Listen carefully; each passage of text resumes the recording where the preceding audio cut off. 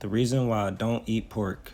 Historically, pork was a food that ancient Europeans were known for eating. These ancient Europeans were originally pagans. Unlike ancient Israelites, pagans ate all unclean foods. They did not have the book of the law.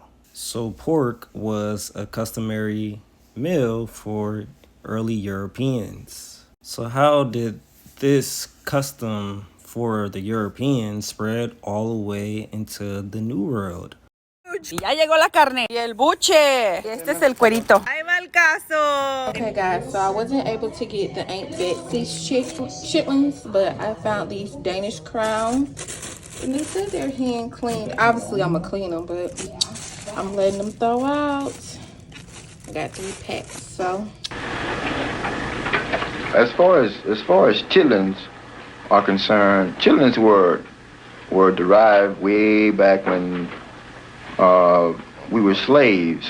And say, for instance, if the white slave master had slaughtered a hog, and maybe he cut the ham and the bacon and all the the good meat that they ate then off of this hog, and say he threw the guts away of this hog, the guts, that's what they were known as then. And if a slave woman happened to see this garbage laying around, well, she would ask this white slave master for it, and that's what he'd give it to her. And she would take this back to her shack and she would cook it. Now, if you're a Muslim, you are safe from this video because the Muslims don't eat pork. For the same reason that ancient Israelites didn't eat pork. It is an unclean food. In the Bible, pigs were considered detestable and unclean. It was forbidden for Israelites to eat pigs during those times. And this never changed. It is still an unclean food till this day. Now, the symbol of paganism was also a pig as well. Nations like the Seleucid Greeks used pigs to defile the holy temple of Jerusalem. And this can be found in the book of Maccabees. And this was also a way for Israelites to stand apart from the rest of the Gentile world who were seen as unclean, spiritually speaking. And what's spiritually unclean manifests itself into the physical world. So the consumption of pork, which is an unclean animal, is an example of that. So here's how pork became a staple in various people's diets today. It's important to know that Rome basically engulfed most of Europe. So most of the colonial nations that came to the New World, they were under Roman culture. So consumption of pork and amongst other pagan customs was adopted by these European colonial nations. And that includes their religion itself, Christianity. Christianity is a Roman religion. So that is why they don't have the same principles that the Jews had when it comes to avoiding pork. They didn't adopt the biblical dietary laws. They kept their own pagan traditions. So this was the traditions that European nations adopted. It was from the Romans and not the biblical people. And before someone says the Most High made all foods clean and that it's unacceptable, that is not true. Jews did not consume pork. Jesus did not consume pork. It was forbidden. It was disgusting. It is still an unclean food item. Once again, the only ones that consumed pork where it was acceptable was the Romans, in which these nations got their religion from. And we know this because when they came to the New World, the indigenous people here, they did not even consume pork themselves. The Aztecs did not eat pork. Pigs were not present in America before the arrival of the Spanish in the 16th century. Pigs were introduced to the region and they eventually became a common ingredient in Mexican culture today. They replaced other meats in traditional dishes like pozole, and prior to this, the Aztec diet relied on animals such as turkey, duck, rabbit, deer, and various insects. So not even the indigenous people consumed pork. It was introduced by the Spanish Christians. And same with the Native American Indians. They did not consume pork as well before European contact in 1492. This was not a part of their diets. It was Spanish explorers who introduced pigs to the New World. And so was the case for Negroes.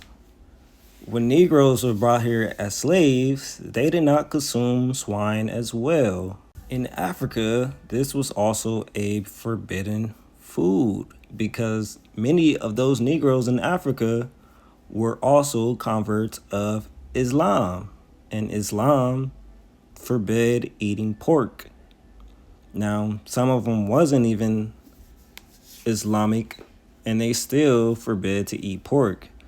This consumption of pork was forced upon them during slavery.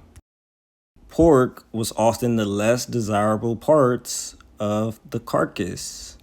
It was served as a core component of their limited rations. While various cultures across Africa and the world have historically consumed diverse animal proteins, the specific tradition of swine as a staple food of the context of soul food emerged only after slavery. So we know that the indigenous people in the Americas did not consume pork before European contact. Africans, Negroes, they did not consume pork before European contact. It wasn't until we were enslaved or colonized that we then adopted swine as a customary diet. So even if you consume it today, just know that your ancestors, unless you're European, this was not a staple food in their diet. This was a food that was forced upon them. It was introduced to them, and it was made acceptable to eat because that came along with the religion that the Spanish also forced upon these subjects, which also happens to be in contradiction to their same religious texts, because in the Bible, pigs are classified as unclean animals. They were a forbidden food because they have cloven hooves and they do not chew cud. This can be found in the book of the law, such as Leviticus and Deuteronomy. The Israelites were forbidden of eating these foods. They are associated with uncleanness, scavenging, and they also illustrated demon possession in the New Testament. Yes, Jesus, which I call Yashua, casted out demons into pigs because pigs, once again, were seen as unclean. So ask yourself, why did Spain introduce something that the Bible pretty much finds disgusting and unclean? Why did they introduce that to the rest of the world? Well, it is because they themselves were still unclean. They adopted the religion of the Romans, which still had elements of paganism. They did not adopt the religion of Yashua and his apostles, which forbid such things. When you introduce something unholy to holiness, the holiness becomes unholy as well. The concept is for the holiness to eradicate the unholiness. That is what you want. And when that happens, you give up pagan practices. You adopt the faith of Yeshua the Messiah. And once you do that, you love the things that he loves. You hate the things that he hates. But when you don't, then you're not truly following him. So yes, the Spaniards who were Christians, they were not his true followers, if that wasn't already obvious by the fact that they enslaved various people and killed so many people during that time, committing genocide of the Native American people, if it wasn't obvious by that, of course. But yes, they were not his true followers. The pig served as a primary tool for their Spanish Inquisition to identify and persecute Moriscos back in early Spain. So they knew how detestable the pig was for even Muslims back then. Yet they used this to basically defile them into adopting their religion. And this wasn't just done to the Muslims. There were also Jews living in Spain who they did this to as well. So anybody who was suspected of secretly practicing Islam or the laws, the dietary laws in the Bible, they were subjected to eat pork forcefully. So these Spaniards knew what they were doing. They knew that this was an unclean item. They knew it was forbidden, yet they still carried this out. And it became a demonstration of their religion, of their Christian faith and loyalty to the state. Those who refused or avoided pork were often flagged as heretics and risked severe social and legal consequences. This historical tension transformed the pig into a powerful cultural symbol in Spain. Today, pork remains a central pillar of Spanish identity and cuisine. So this is what they did to the Moors and Jews in Spain who kept the dietary laws. They forced them to eat pork to basically defile them. And by doing this, they then were able to force their own religion upon these subjects. If you were willing to consume pork, that meant you were showing allegiance to their religion and their authority. So the Moors and Jews had to go through this by force. Those who rejected it, they were often killed or suffered heavy consequences for doing so. And that there is nothing biblical about doing that. What these people did were evil. It was downright demonic, especially considering Antiochus Epiphanes, who was known as the first Antichrist. This was something that he did as a punishment for the Jews who rejected Greek Hellenization, which once again is pretty much the culture of pagans. They worship pagan gods. They had pagan customs. And the Jews, being a stand-apart people, they rejected such things. So what he did was he punished them by introducing pagan culture into theirs. And pork was a part of that. It was a primary tool used as religious persecution. Antiochus used pork to desecrate the holy temple. He slaughtered pigs on the altar, which he dedicated to Zeus. This was done in the temple of the Most High, Yahweh, and it was done to defile it. He then forced Jewish priests and citizens to consume swine flesh to violate their religious laws, and sprinkle copies of the Torah with both made from swine flesh to render the sacred text ritually unclean. So this was a demonic practice. It was an evil practice. It was blasphemous towards the Most High. So the fact that the Spaniards did this to the Negroes, the Native American people, the indigenous people, and all those across the world, it just shows that they are also Antichrist, although they claim to be the opposite. Why would they use pork as a tool of punishment for those who didn't want to convert to their European Christian religion? Just like the Greeks, just like the Romans, they adopted that same mindset, that same Antichrist mindset of defiling not just the Most High, but his people's temples. But wait, the Jewish people of today, they keep kosher. So how is it that the Spaniards forced the Jews who lived in that land at the time to stop following the dietary laws, but yet the Jewish people today, you know, the ones in Israel are the ones in New York who follow the Rabbinic Judaism religion. How were they able to keep this kosher practice, not just in today's time, but all throughout their history? Because historically we know what happened, and also biblically we know that it was prophesied to happen that Israelites would eat the defiled foods of the Gentiles where they were driven. And this was done by the Most High as a form of punishment for their rebellion against him. Ezekiel chapter 4, verse 12 through 13. And thou shalt eat it as barley cakes, and thou shalt bake it with dung that cometh out of men in their sight. And Yahweh said, even thus shall the children of Israel eat their defiled bread among the Gentiles, where I will dry them. So it doesn't sound like Israelites would even have a choice in that manner. They will be forced to eat that defiled bread among the Gentiles. They wouldn't have the option of keeping the dietary laws according to this prophecy by Ezekiel.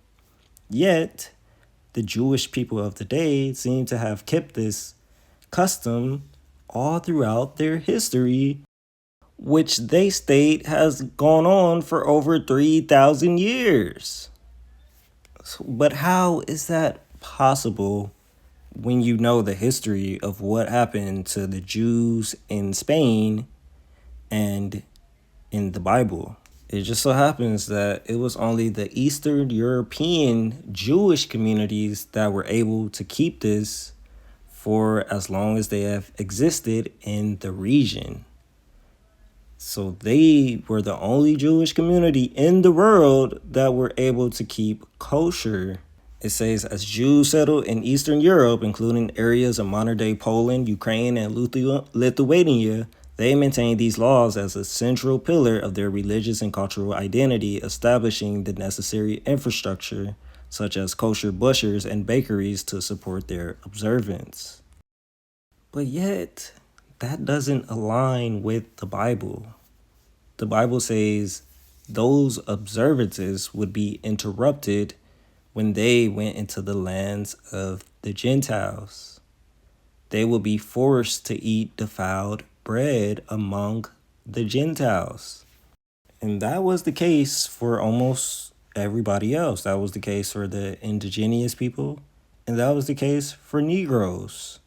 That was the case for Negroes who had converted to Islam. They were forced to eat defiled items such as pork. So how is it that the people claiming to be Jews today, they never had this interruption in their culture? That's kind of strange, isn't it? Come on, this is how the kosher observant Jew shops. When it comes to vegetables, we don't really have to look for a kosher symbol because we know that they're kosher. All this is kosher. All this is not kosher. Yeah, and the first tell sign is that the meat is together with the cheese. That's number one of kosher. Milk and meat doesn't mix. Also, the ready food, not kosher. So we cannot have any of this. Now, although this is all very tempting, it really isn't. We've never wanted it. We don't want it. Looks delicious though, doesn't it? No, actually. No, of course not. Now, fascinating to find some of these dips are actually kosher. Let's take a look. We've got the OU Parav. That stands for Orthodox Union, and it's the Parav. It's the in-between. It's not milk. It's not meat. Wow. I'll grab two. Home-style guacamole. Nope. I think this was prepared by Walmart. Not kosher.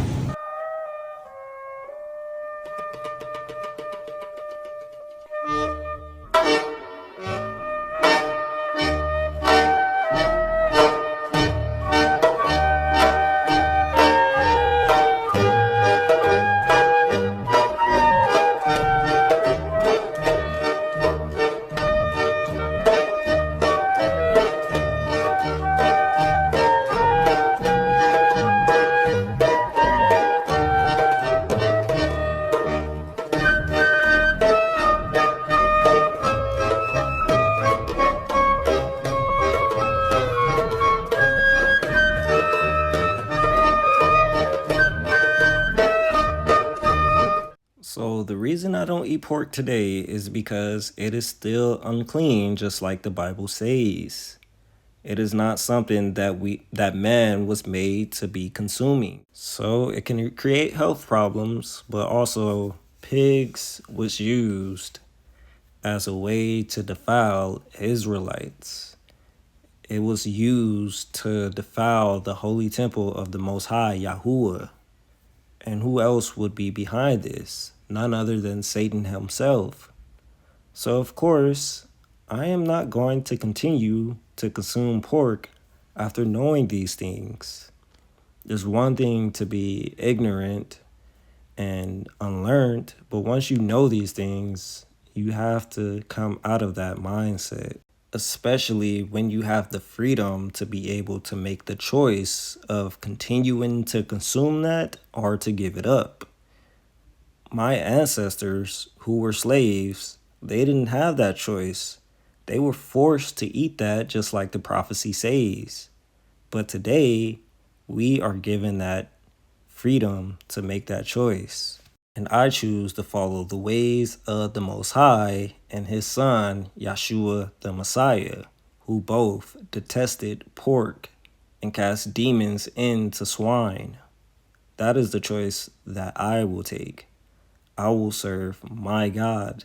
And if you guys are caught up in the same battle between the two choices, I would hope that you would choose to serve him as well in the end. Yah bless.